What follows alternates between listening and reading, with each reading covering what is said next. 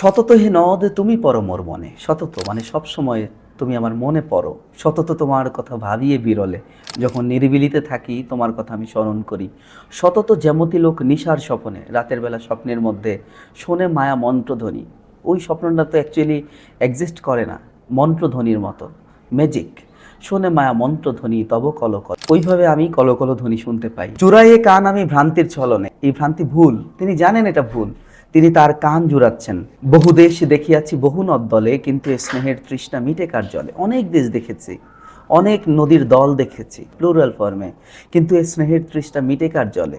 এই যে তৃষ্ণা, দেশের যে নদী, তার প্রতি যে টান, এটা কিভাবে মিটে? দুগ্ধ স্রোতরূপী তুমি জন্মভূমি স্তনে। তাহলে এই নদীর জল পানিটাকে মায়ের দুধের সাথে কল্পনা করছেন কবি।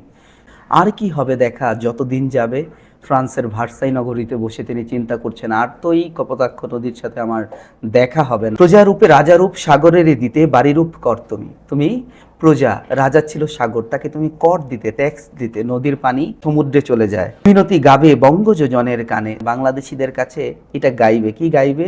শখে সখারিতে নাম তার এই প্রবাসে মজি, প্রেম ভাবে লইছে যে নাম তব বঙ্গের সঙ্গীতে। ওই যে প্রবাসে বসে আমি শখে সখা, মানে একজন বন্ধু যেমন তার বন্ধুকে স্মরণ করে, সেভাবে যে তোমাকে ভাবছি, এটা বঙ্গযোজনের কানে এই গান তুমি পৌঁছে দিবে।